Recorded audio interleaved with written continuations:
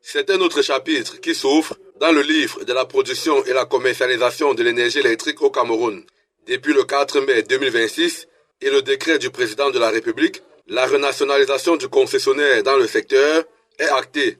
L'acte du président de la République indique que sur la forme juridique, Eneo SA est officiellement transformé en Socadel, entendez, Société camerounaise d'électricité. L'État du Cameroun détient désormais 95% du capital après avoir racheté les 51% des parts détenues par Actis, les 5% restants étant réservés au personnel.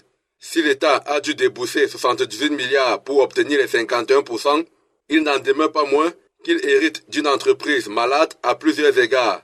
La situation financière d'Eneo était critique, avec une dette globale avoisinant les 800 milliards de francs CFA, conjuguée à un déficit structurel mensuel estimé entre 11 et 13 milliards de francs CFA selon des rapports divulgués en 2026.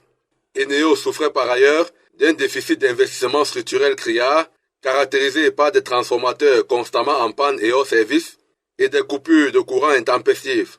À cause de la vétusté du matériel de distribution, les multiples fraudes sur le réseau, les pertes techniques estimées à plusieurs millions de francs CFA, c'est une société qui avait de la peine à satisfaire ses objectifs.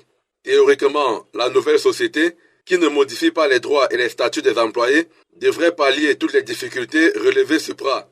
La Socadel sera jugée à la lumière des actes posés en faveur des ménages et des entreprises, en espérant qu'elles ne produisent des étincelles en cas d'énième défaillance.